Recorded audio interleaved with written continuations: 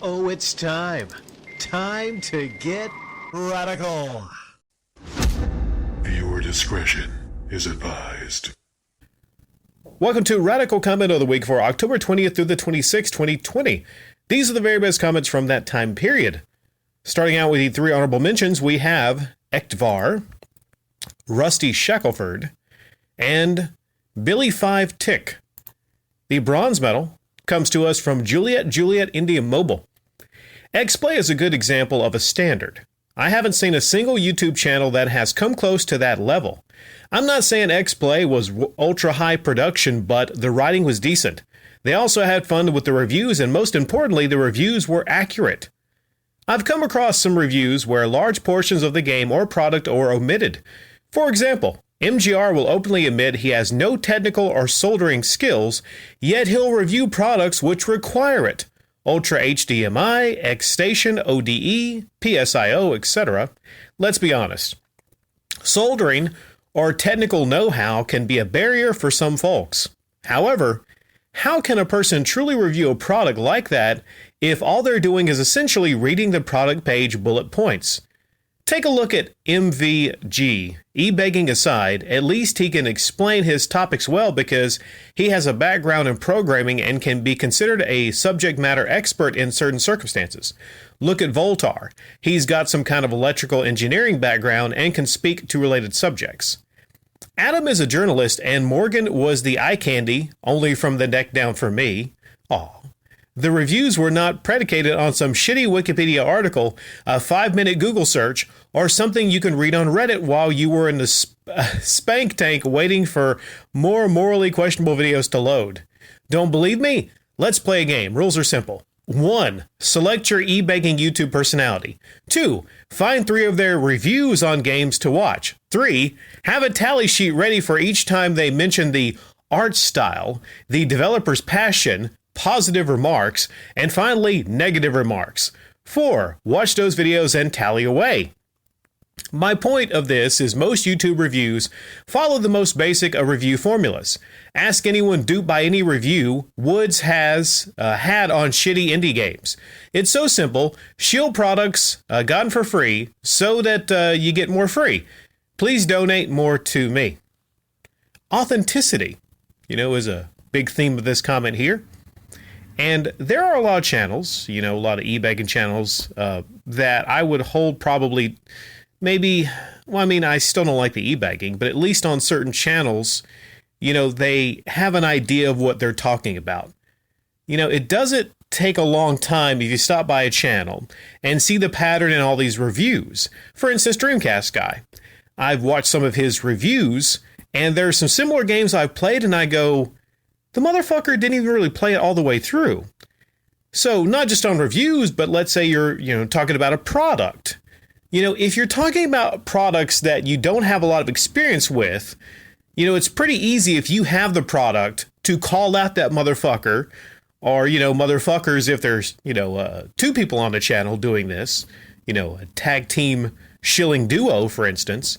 It doesn't take long to realize that they're just uploading something just to upload it. They really have no passion for the product. And in the worst case scenario, it's a product that they are shilling. Thank you, Juliet India Mobile. The silver medal comes to us from Haddington Rose. Nintendo is a company. Companies aren't perfect. Nothing is. Wii U was a colossal failure. Some fans hate it when you point out that their beloved thing isn't perfect. Heck, I pointed out how James Rolfe's refusal to use an actual Blu-ray player made a year after the format came out was where most of his I hate Blu-ray videos came from. His fans all started, crying like babies. How can James be wrong? You're just stupid and jealous. No, he's just too lazy to get a proper player. So he condemns an entire format because they won't play on his PS3. Even Sony admits Blu-rays were not perfect when they first came out, leading all of them to have this, this disc may not play in all players flyer on the cases. But after a few years, they stopped because they figured out the problem. His argument literally summed it up. I don't like collector's editions. I miss menus, but digital, which I'm claiming is better, doesn't have them either. Oh, and I wish Sony would have left all of the manufacturing errors on the disc and poor quality sound because I like my PS3. But I pointed that out. They cried like the man babies that they were. I think it got like 40-something downvotes because I dared to call out their precious nerd, who didn't understand either physical or digital media when it came to film. For some reason, some people can't understand that people aren't going to like the thing that you like. Me, I don't even care when people say that they prefer digital. They like long-term rentals, more power to them.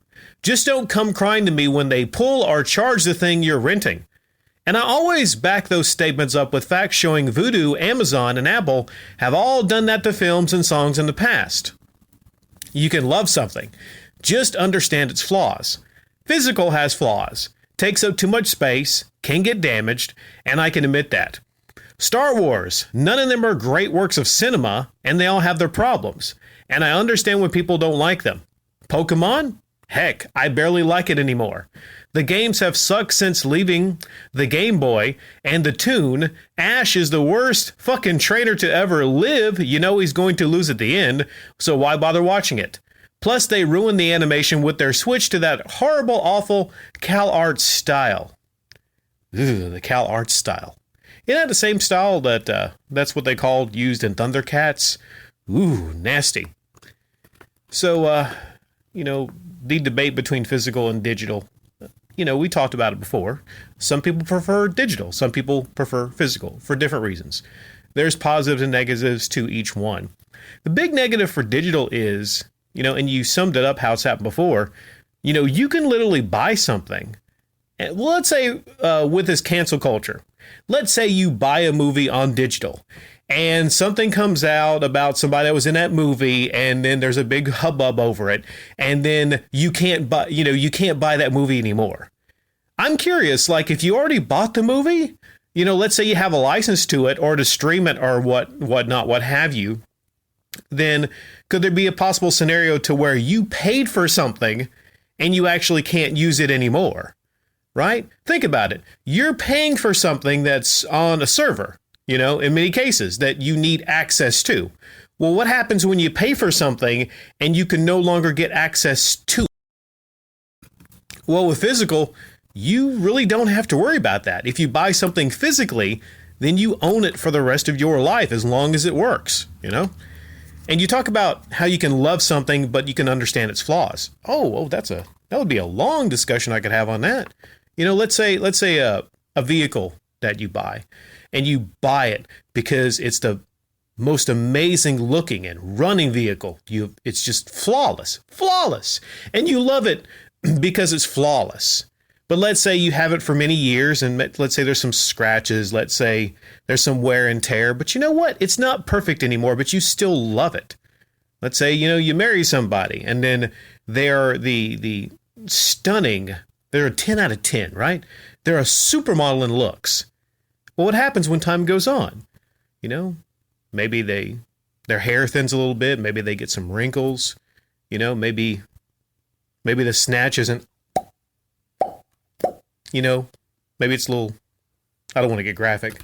But you know what? You still stay with them because they mean something to you. They're in your heart. You love them. So many times you can love something or someone and they don't have to be perfect. But sometimes if it's shallow, you really can't have anything that has flaws, right?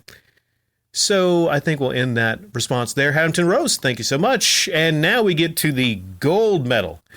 And the gold medal goes to Altered Penguin. And this is a spirited reply to Darth Grumpy. What do you mean do whatever I want with it? Streaming a video game on a platform that allows me to stream to it? Literally, Twitch exists, so no, it's not like these streamers are doing something completely unethical. Now, there's a difference between video games and movies. I can understand the streaming of a movie because that's literally the entirety of it all. The entire action of watching a movie is watching the movie. That's wrong if you do not pay and pirate the movie. If you show a portion of the movie, that's a problem because that's a form of pirating even if we don't see it that way. Same with comic books, and other things of that nature is wrong because it's a reproduction of the material. The entire action of reading a comic book or movie is reading the comic book or, the book or watching the movie. I can even understand the correlation between movies and video games, but filming yourself playing a video game is very different than streaming. The point of video games is to play it.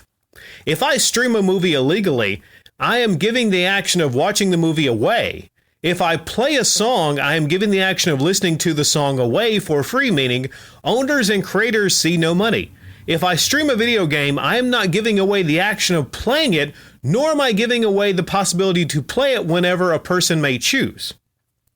Now, I said you make valid points and I didn't respond to you because I didn't like what you said or that it bothered me. I said you are, to the reason companies take advantage of us consumers is because you look at it as, well, it's illegal, so it's automatically wrong, or perspective. You're not looking at it as it should be, that way taking into account that the law may be wrong or foolish in this regard. If it doesn't hurt the owners or developers, why should it be illegal to stream myself playing a game? Also, copyright laws are not bare bones black and white basic, meaning there are many loopholes. If it's so wrong to stream, why does PC clients like Steam, Epic have streaming tabs on their clients? Why does PlayStation and Xbox have streaming capabilities? If it's so wrong. My DVD player doesn't have a streaming capability on it. My TV doesn't have a streaming capability on it. My Xbox, my PlayStation have copyright protection software on it, so I cannot just copy a game, but yet I can stream on both systems. So since, let's say, a bunch of the big-time gaming platforms allow you to stream, why all of a sudden, because this one person from Stadia saying it's illegal or it's a copyright infringement, that it's a problem? Wouldn't these companies stop, ban, or have some kind of DMCA restriction on streaming? Look how many owners and developers of movies or television shows, books or whatever, have sued for copyright infringement, especially on YouTube, and a lot of them have lost, and a lot of them have won. It's not always clear-cut. Pirates who bootleg the games, emulate and mod systems infringe on the rights. Alex Hutchinson just wants to advocate for streaming games and is out of touch with the gaming community. There was another person who wanted to stop second-hand gaming stores from selling second-hand games, seeing as developers do not make money off of used games. Let's play devil's advocate and say they passed a law stopping people from selling their physical copies. Would you go, well, it's the law now, so you shouldn't do it, or would you say, no, that's stupid and we need to do something to change the law? Streaming a game is harmless and beneficial to the company. If it's illegal, then consumers need more rights on what they can do with the game, as long as you do not reproduce, alter, or try to sell the game as your own property, utilize elements or characters in the game as your own, you should be fine to stream yourself playing the game. Well, like you said, it comes down to it that filming yourself playing a video game and watching a movie are two different things. All right? And I don't really understand the correlation that a lot of companies will try to make between video games and movies. Both are entertainment, but I don't jump into The Shining. I don't jump into Alien. I don't get to jump into those movies and interact with anything, okay? Movies, music, it is set. It is set media. Video games are an interesting kind of media because it's interactive media, right? If I play Shadow of Mordor, if I play, Grand Theft Auto, then it's going to be different. I guarantee you it's going to be different than someone else's gameplay because, I'm controlling the characters. I'm controlling what happens in those games. Games are different than movies. So what happens is, you have people like Alex Hutchinson, and I can't remember his exact statements, but it comes out basically, if people like him had it their way, then streaming would no longer be allowed. Video game streaming would no longer be allowed. As crazy as that fucking sounds, sharing yourself playing a video game, which has been done for, years now, sharing yourself playing a video game, if people like Alex had their way, you would actually have to pay again. You bought the game for $60, now $70. You bought the fucking game. You're streaming it, and there would be something that pops up, every hour that you stream a game that, you have to give them money.